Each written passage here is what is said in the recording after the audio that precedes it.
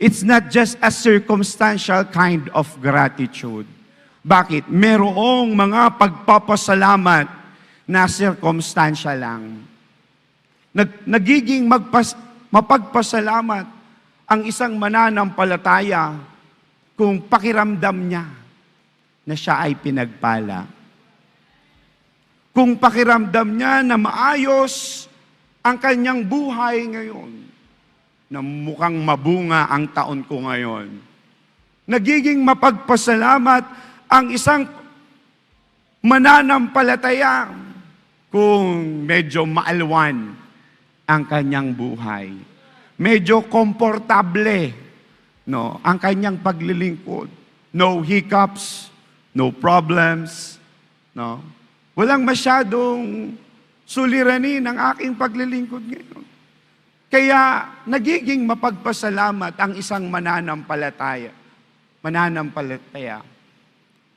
Ngunit, tama lamang na tayo'y maging mapagpasalamat sapagkat ito'y tinuturo ng Diyos sa bawat isa sa atin. On Psalms chapter 107, verse 8, let them give thanks to the Lord for His unfailing love and His wonderful deeds for mankind.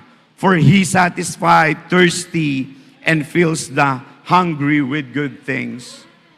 On Deuteronomy chapter 8, verse 10, when you have eaten and satisfied, praise the Lord. On James 1, verse 17, in every good and perfect gift is from above, coming down from the Father. These verses teaches us to be grateful.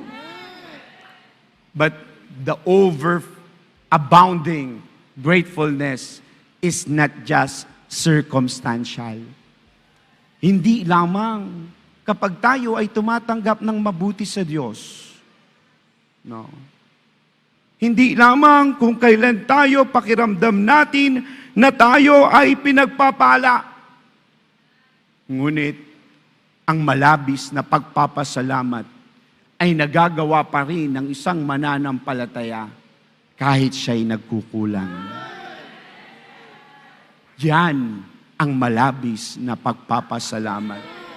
Because our gratefulness should not be circumstantial.